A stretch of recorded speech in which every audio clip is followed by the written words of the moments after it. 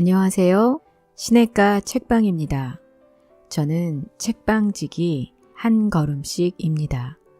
오늘은 지난 시간에 이어서 C.S. 루이스의 순전한 기독교 중에서 4장 인격을 넘어서 또는 삼위일체를 이해하는 첫걸음의 앞부분 정도를 정리해서 읽어드리도록 하겠습니다. 1. 만드는 것과 낳는 것. 지도가 색칠한 종이 조각에 불과하다는 것이 아무리 사실이라 해도 여러분이 지도에 관해 기억해야 할 사실이 두 가지 있습니다. 첫째는 그 지도가 수백, 수천 명의 사람들이 진짜 대서양을 항해하면서 발견한 사실의 토대를 두고 있다는 사실입니다.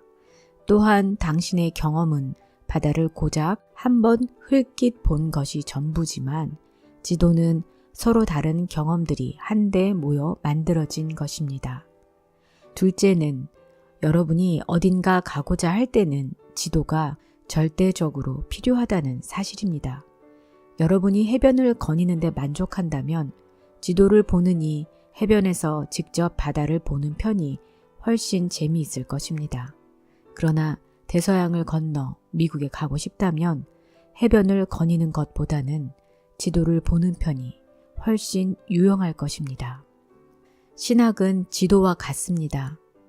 단순히 기독교 교리를 배우고 거기에 대해 생각하는 데에서만 멈춘다면 그 장교의 사막 경험보다 생생하지도 않고 흥미롭지도 못할 것입니다.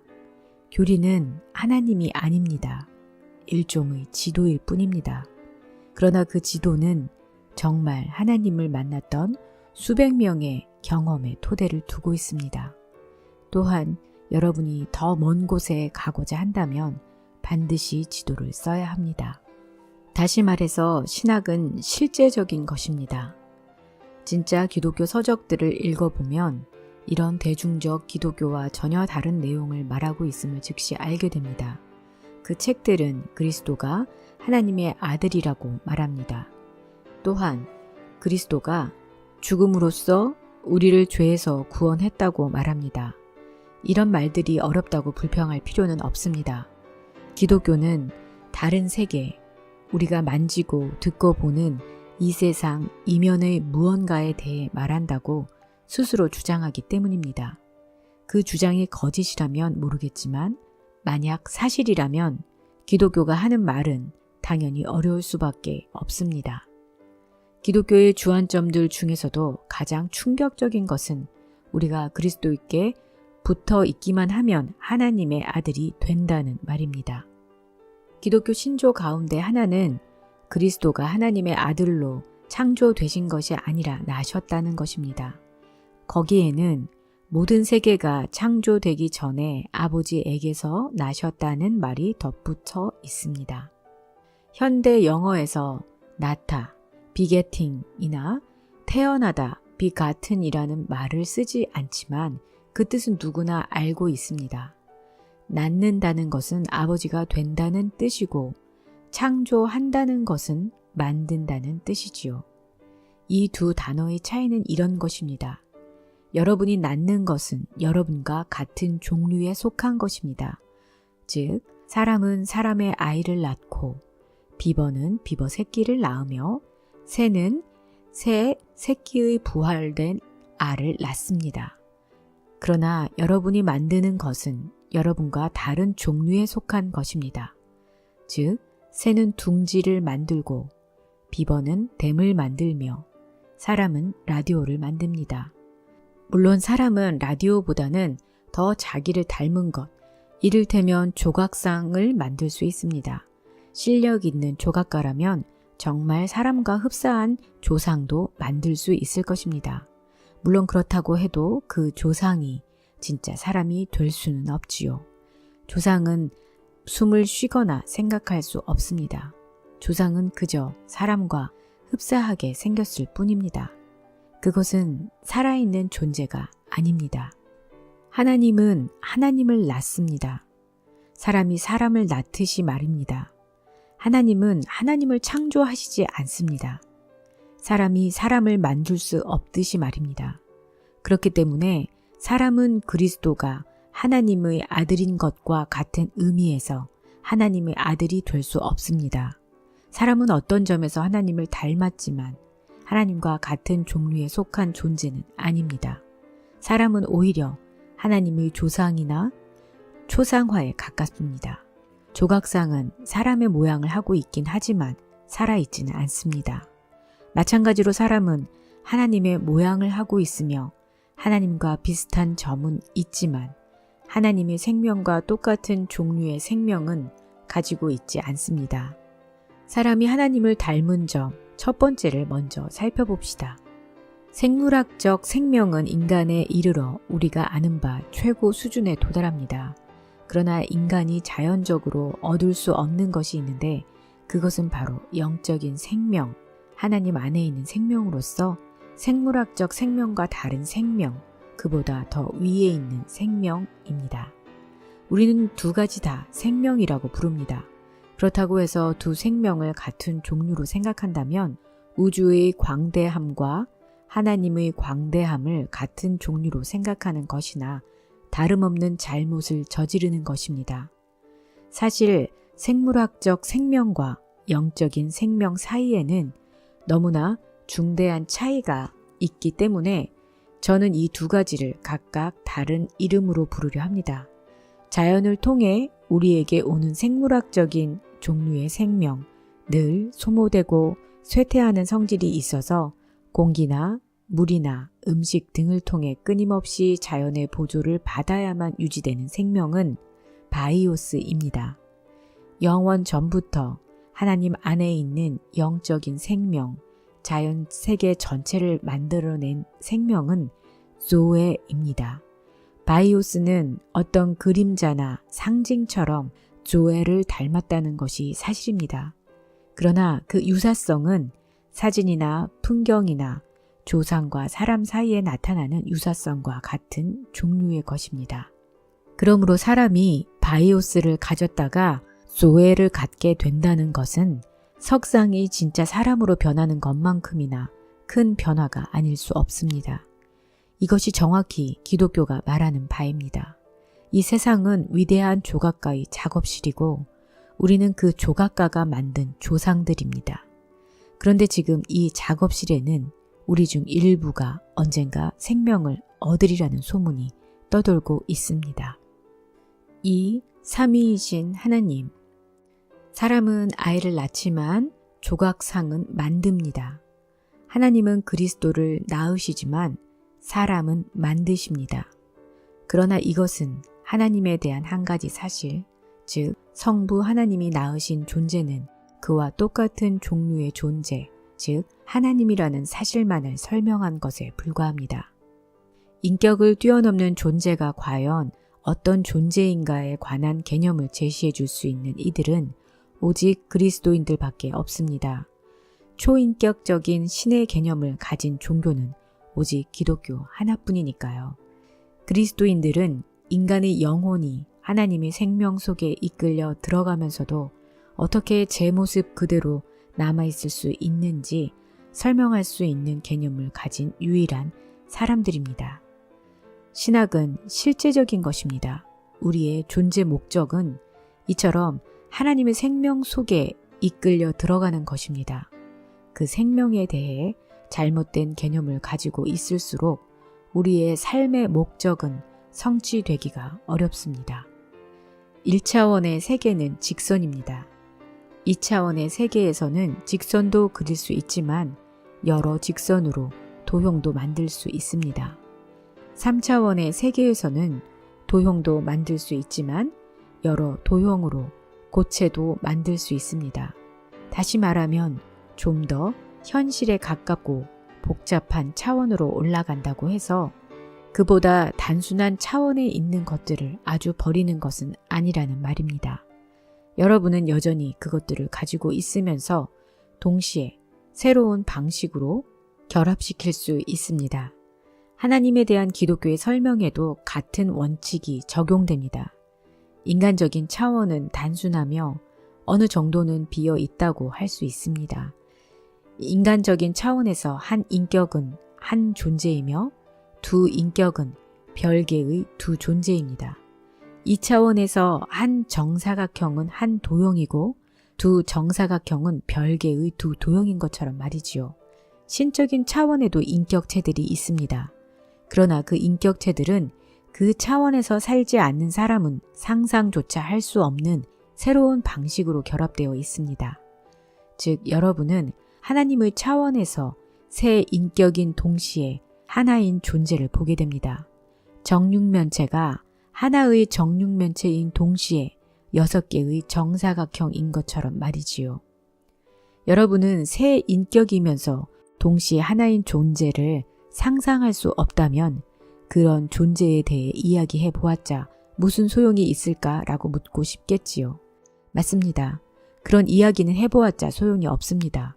중요한 것은 실제로 이 삼위일체 하나님의 생명 속에 이끌려 들어가는 일이며 그 일은 언제라도 시작될 수 있습니다. 한 평범하고 순진한 그리스도인이 무릎을 꿇고 기도하고 있습니다. 하나님은 지금 이 사람이 기도하고 있는 대상입니다. 또한 그가 기도를 하도록 밀어주고 있는 주체이기도 합니다. 동시에 이 사람이 그 목표를 향해 나아가는 길 내지는 다리이기도 합니다. 이처럼 한 평범한 사람이 기도하고 있는 평범한 작은 침실 안에서도 삼위일체 하나님의 삼중적인 생명 전체가 실제로 움직이고 있습니다. 지금 이 사람은 좀 더 높은 종류의 생명, 즉 조에 속으로 올려지고 있습니다. 그는 하나님에 의해 하나님 안에 이끌려 들어가고 있는 동시에 여전히 자기 자신으로 남아 있습니다. 신학은 이렇게 시작됩니다. 사람들은 막연하지만 하나님에 대해 알고 있었습니다. 그런데 어느 날 스스로 하나님이라고 주장하는 인간이 나타났었습니다. 그는 사람들에게 믿음을 주었습니다. 사람들은 분명히 그가 죽은 것을 목격했음에도 불구하고 다시 그를 만날 수 있었습니다. 그 후에 작은 모임 내지는 공동체를 이룬 그들은 하나님이 어떤 방식으로든 자기들 안에도 계신다는 사실을 깨달았습니다. 그분은 그들을 인도해 주셨고 전에는 할 수 없었던 일들을 하게 해주셨습니다. 이 모든 일을 살펴본 끝에 그들은 삼위일체 하나님이라는 기독교의 정의에 도달했습니다. 이 정의는 우리가 만들어낸 것이 아닙니다. 신학은 어떤 의미에서 경험 과학입니다. 단순한 종교들은 사람이 만들어낸 것들입니다. 제가 신학을 어떤 의미에서 경험 과학이라 한 것은 신학이 어떤 점에서는 다른 경험 과학들과 비슷하지만 모든 점에서 그렇지 않다는 뜻입니다. 여러분이 바위를 연구하는 지질학자라면 스스로 바위를 찾아 나서야 합니다. 주도권은 전적으로 여러분에게 있습니다. 그러나 여러분이 동물학자로서 자연 서식지에 사는 야생 동물의 사진을 찍고자 한다고 합시다. 이 경우에는 그 동물들에게도 아주 조금이나마 주도권이 주어질 여지가 있습니다. 한 단계 더 높여봅시다. 여러분이 어떤 사람을 알고 싶어 안다고 합시다. 그가 단호하게 여러분의 접근을 거절할 경우 여러분은 그를 알 길이 없습니다. 그를 알려면 먼저 그의 신뢰를 얻어야 합니다. 이 경우에 주도권은 양측에 똑같이 주어집니다. 두 사람 다 원하지 않으면 친구가 될 수 없습니다. 여러분이 하나님을 알고자 할 때 그 주도권은 전적으로 하나님께 있습니다. 하나님이 자신을 보여주시지 않는 한 우리는 무슨 수를 써도 그를 찾을 수 없습니다. 실제로 하나님이 자신을 더 많이 보여주시는 사람들이 있는데 이것은 하나님이 그들을 편애하시기 때문이 아닙니다.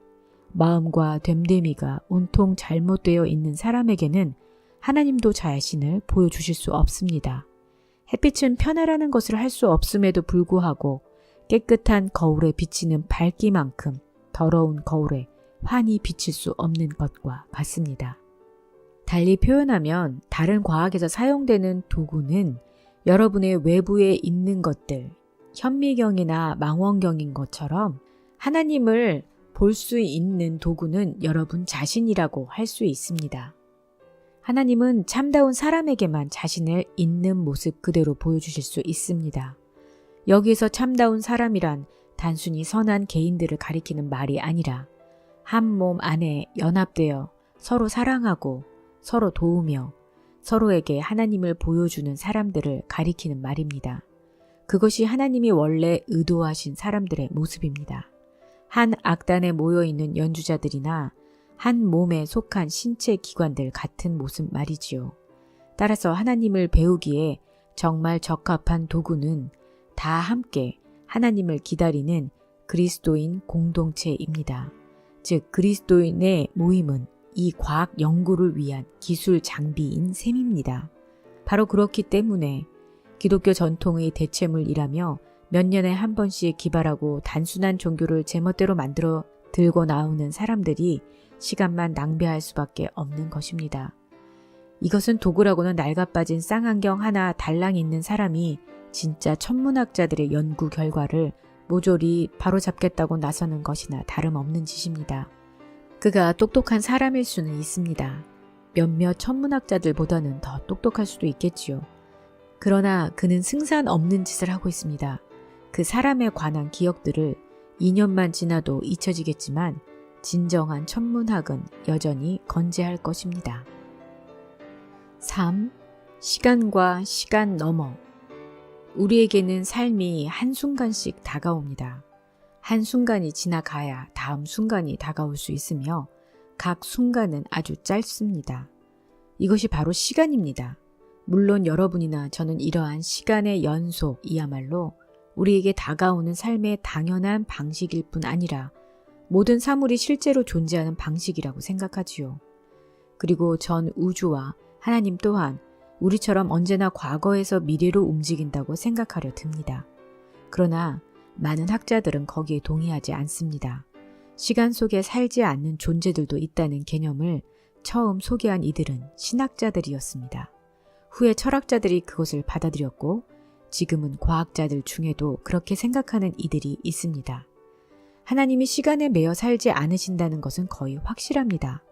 하나님의 삶은 연속되는 순간들로 이루어지지 않습니다. 오늘 밤 10시 30분에 100만 명의 사람들이 동시에 기도한다 해도 하나님은 우리가 10시 30분이라고 부르는 짧은 순간에 그 모든 기도를 들으실 필요가 없습니다. 하나님께 10시 30분은 언제나 현재입니다. 제가 지금 소설을 쓰고 있다고 합시다. 이때 소설 속에 설정된 가상의 시간 속에 사는 메리의 경우 책을 내려놓는 일과 문 두드리는 소리를 듣는 일 사이에는 시간 간격이 전혀 없습니다. 그러나 메리의 창조자인 저는 그 가상의 시간 속에 살고 있지 않습니다. 그러니까 첫 문장을 먼저 써놓고 두 번째 문장을 쓰기 전 3시간 동안 메리에 대해 계속 생각할 수 있습니다. 저는 마치 메리가 소설 속의 유일한 등장인물인 양 얼마든지 메리만 생각할 수 있지만 제가 그렇게 보낸 시간은 메리의 시간, 즉 소설 속의 시간에는 전혀 나타나지 않습니다. 작가가 소설 속 가상의 시간에 쫓기지 않는 것처럼 하나님도 우주의 시간 흐름에 쫓기지 않으십니다. 하나님께는 우리 한 사람 한 사람을 돌보실 여유가 무한히 있습니다. 그분은 우리를 뭉뚱그려 대하실 필요가 없습니다. 그분은 여러분 한 사람 한 사람이 그가 만든 유일한 존재인 양, 그 각각의 사람과 함께 하십니다. 그리고 그리스도는 여러분 하나하나가 세상에 존재하는 유일한 인간인 양, 그 각각의 사람을 위해 죽으셨습니다. 하나님의 삶은 곧 하나님 자신입니다. 시간을 우리가 곧장 따라가야 하는 직선이라고 한다면 하나님은 그 직선이 그려진 종이 전체라고 할 수 있습니다. 우리는 그 직선의 일부를 한 걸음씩 밟아갑니다. 우리는 A를 지나야 B에 갈 수 있으며 B를 지나야 C에 갈 수 있습니다. 그러나 하나님은 위에서, 밖에서 또는 사방에서 이 직선 전체를 품고 계시며 이 모든 것을 보고 계십니다. 우리의 관점에서는 하나님 안에 있는 이 인간의 삶이 세상 역사의 한 특정 기간 동안 이루어진 것처럼 보입니다. 그래서 하나님 자신의 실존 역사에서도 한 기간을 차지하는 것처럼 착각합니다. 그러나 하나님께서는 역사가 없습니다. 하나님은 지극히 완전한 실제이심으로 역사가 있을 수 없습니다. 역사가 있다는 것은 자기의 실제의 일부는 잃었고 일부는 얻지 못했다는 뜻, 즉 있는 것이라곤 오로지 현재라는 찰나일 뿐인데 그 현재조차도 지금은 현재라는 말을 채 끝내기도 전에 사라져 버리고 만다는 뜻입니다. 하나님은 자신을 그런 존재로 생각하지 못하게 하십니다. 사실은 시간에 매여 사는 우리조차 늘상 그런 존재로 언급되는 일은 피하고 싶을 것입니다. 하나님이 시간 속에 매여 있다고 믿을 때 등장하는 어려움이 또 하나 있습니다. 하나님을 믿는 사람이라면 누구나 하나님은 우리가 내일 할 일을 알고 계신다고 믿습니다. 그러나 하나님이 정말 내가 내일 할 행동을 알고 계신다면 나에게는 그와 다르게 행동할 자유가 없는 것 아닙니까? 이건 역시 하나님을 우리처럼 시간 흐름에 매여 사는 존재로 생각하기 때문에, 즉 하나님은 앞 일을 미리 안다는 점에서만 우리와 다르다고 생각하기 때문에 생기는 어려움입니다. 자, 그것이 정말 사실이라면, 정말 하나님이 우리의 행동을 예견하신다면 우리에게 행동의 자유가 있다고 보기는 대단히 힘들 것입니다. 그러나 하나님을 시간의 흐름 밖, 그 위에 계신 분으로 생각해 보십시오. 그렇다면 그는 우리가 내일이라고 부르는 날도 오늘처럼 보실 수 있습니다. 그에게는 모든 날이 지금입니다. 그는 여러분이 어제 한 일을 기억하시는 것이 아니라 지금 보고 계십니다. 여러분에게는 어제가 이미 지나가 버렸지만 하나님에게는 지나가지 않았기 때문입니다. 그는 당신이 내일 할 일을 예견하시는 것이 아니라 지금 보고 계십니다. 여러분에게는 내일이 아직 오지 않았지만 하나님께는 이미 왔기 때문입니다. 지금 이 순간 자신이 하고 있는 일을 하나님이 아신다고 해서 자유롭지 못하다고 생각할 사람은 아무도 없습니다. 그는 바로 이런 방식으로 당신이 내일 할 행동을 아시는 것입니다. 그는 이미 내일에 계시면서 당신을 지켜보시는 것일 뿐입니다. 그러므로 어떤 의미에서 당신이 행동하기 전까지는 어떤 행동을 할지 모르신다고도 할 수 있습니다. 그러나 당신이 그 행동을 하는 순간 하나님께는 이미 지금이 됩니다. 4. 좋은 전염. 우리는 삼위의 첫째 위를 성부, 둘째 위를 성자라고 부릅니다. 그리고 첫째 위가 둘째 위를 낳는다 또는 생산한다 라고 말합니다. 여기에서 만든다가 아니라 낳는다는 표현을 쓰는 것은 첫째 위가 생산하는 것이 그 자신과 같은 존재이기 때문입니다. 성부는 이런 의미에서 우리가 쓸 수 있는 유일한 말입니다. 그러나 불행히도 이 말은 성부가 성자보다 먼저 존재했던 것 같은 인상을 줍니다. 그러나 사실은 그렇지 않습니다. 성부와 성자 사이에는 선후 관계가 없습니다. 어떻게 하나가 다른 것보다 먼저 존재하지 않으면서 그 근원이나 원인이나 기원이 될 수 있는지에 대한 설명을 중시한 이유가 여기 있습니다. 성부가 존재하기 때문에 성자가 존재합니다. 그러나 성자를 낳기 전 성부만 계셨던 시간은 단 한순간도 없습니다. 등불에서 빛이, 난로에서 열이, 정신에서 생각이 흘러나오는 것처럼 이를테면 성자도 성부에게서 영구히 흘러나온다고 생각하면 됩니다. 성자는 성부의 자기 표현입니다. 그런데 성부가 말씀하시지 않는 순간은 단 한 번도 없었습니다. 그는 성부와 성자의 관계야말로 우리가 생각할 수 있는 그 어떤 관계보다도 첫째 위와 둘째 위의 관계에 가깝다는 것을 아십니다. 무엇보다 중요한 점은 이것이 사랑의 관계라는 사실입니다. 성부는 성자를 기뻐하시고 성자는 성부를 공경하십니다. 여기서 잠시 이 사실이 갖는 실제적 중요성에 주목해 봅시다. 어떤 부류의 사람이든 하나님은 사랑이심이라는 성경 말씀을 인용하기 좋아합니다. 그러나 그들은 하나님 안에 적어도 두 인격이 있지 않는 한 하나님은 사랑이심이라는 말은 무의미할 수밖에 없다는 사실을 모르는 것 같습니다. 사랑이란 한 인격체가 다른 인격체에게 품는 것입니다. 하나님이 한 분이시라면 세상이 창조되기 전까지 사랑이셨을 수가 없습니다. 그리스도인은 생생하면서도 역동적인 사랑의 활동이 하나님 안에서 계속되고 있으며 이 활동이 모든 것을 창조해 냈다고 믿습니다.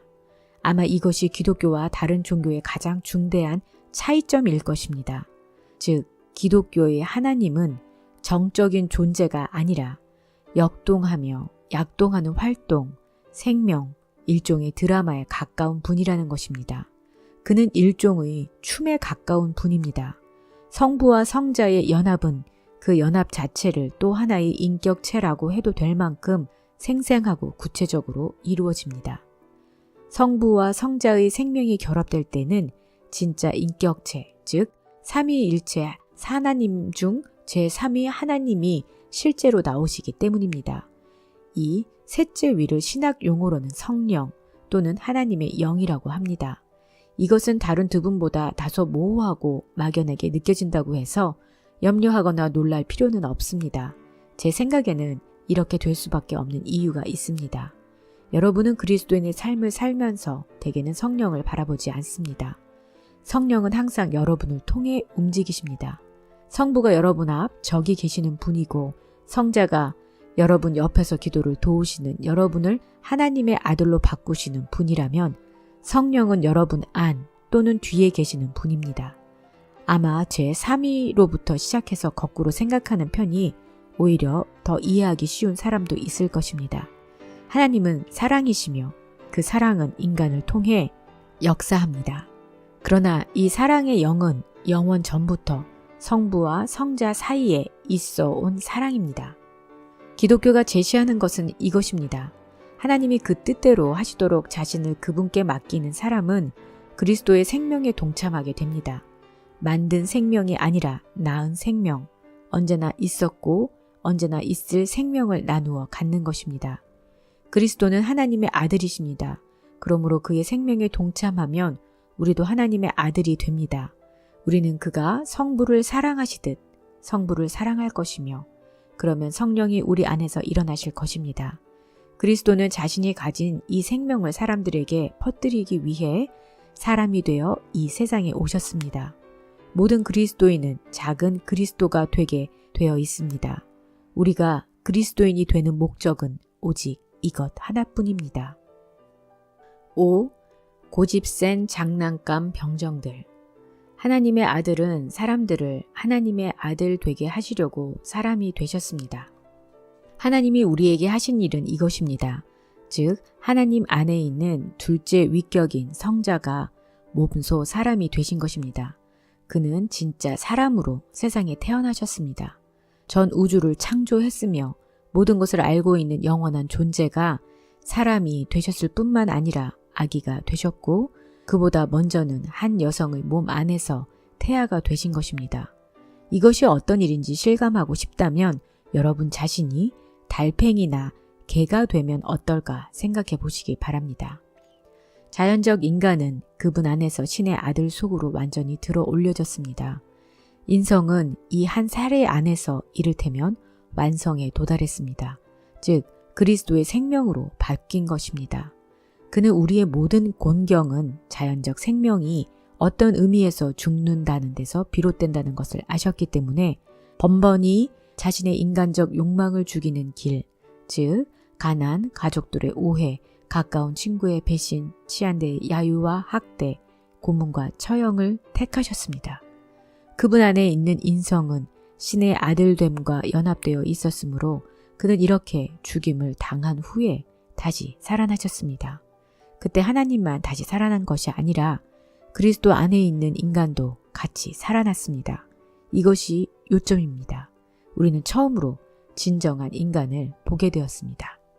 그리스도가 사람이 되신 일은 여러분 중 하나가 양철 병정이 되는 일과는 다릅니다. 이 일은 마치 전 인류에게 늘 작용하고 있던 무언가가 어느 시점에부터 새로운 방식으로 작용하기 시작한 일과 같습니다. 그 시점부터 시작된 효력은 인류 전체로 퍼져나갑니다.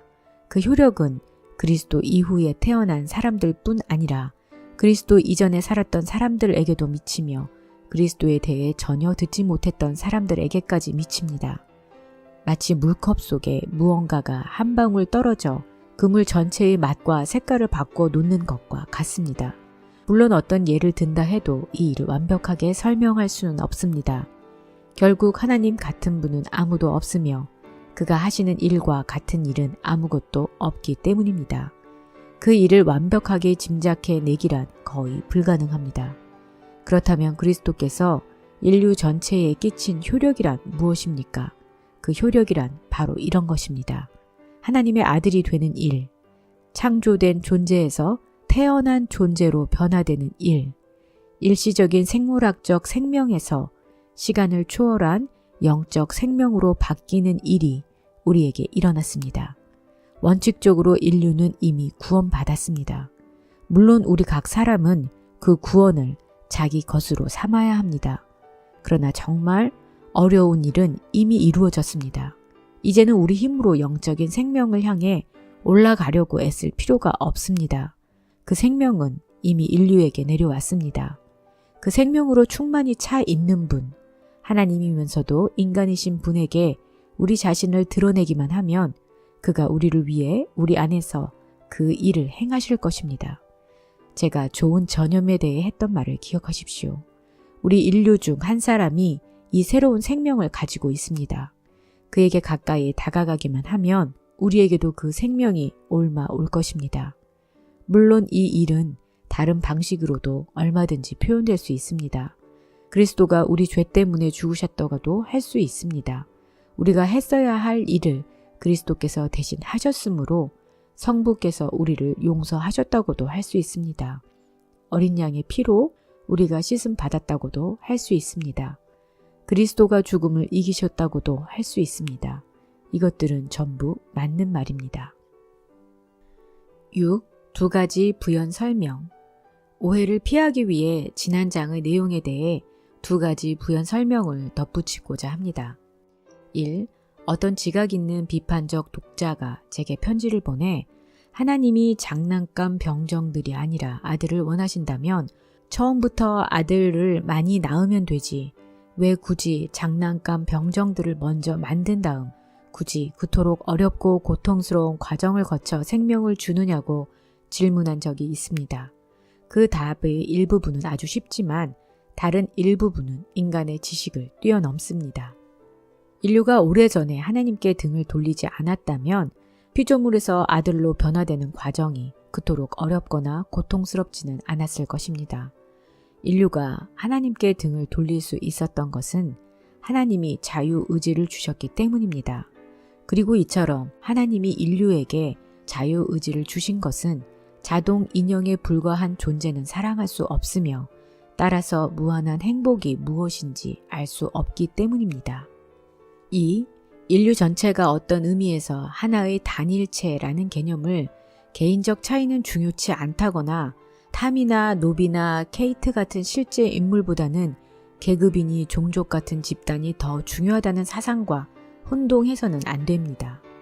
동전 6개는 별개의 것들이면서도 아주 비슷합니다. 반면에 코와 폐는 아주 다르지만 둘 다 제 몸의 일부로서 같은 생명을 공유해야만 살아있을 수 있지요. 기독교는 인간 개개인을 단순히 어떤 모임에 속한 구성원이나 목록에 나열된 항목으로 보는 것이 아니라 한 몸의 기관들, 즉 자기만의 역할을 수행하는 서로 다른 존재들로 봅니다. 여러분의 자녀나 학생, 심지어 이웃들을 당신의 판박이로 만들고 싶은 마음이 들거든 그것은 하나님의 뜻이 결코 아니라는 사실을 기억하십시오. 여러분과 그 사람들은 각기 다른 기관으로서 각기 다른 역할을 감당하게 되어 있습니다. 반대로 다른 사람의 어려움을 보고서도 내가 상관할 바가 아니지 하며 무관심하고 싶은 마음이 들거든 그가 여러분과 다른 존재이면서도 동시에 같은 유기체의 일부임을 기억하십시오. 그가 여러분과 같은 유기체에 속해 있다는 사실을 잊을 때 여러분은 개인주의자가 됩니다. 반면에 그가 여러분과 다른 기관이라는 것을 잊을 때 각자의 차이를 무시하고 모든 사람을 획일화시키고자 할 때 여러분은 전체주의자가 됩니다. 그리스도인은 전체주의자가 되어서도 안 되고 개인주의자가 되어서도 안 됩니다. 네, 오늘은 순전한 기독교의 4장의 앞부분을 정리해서 읽어드렸습니다. 다음 시간에는 4장의 뒷부분을 읽어드리도록 하겠습니다. 구독과 알람을 설정하시면 편리하게 받아보실 수 있습니다. 그럼 다음 시간에 뵐게요. 안녕히 계세요.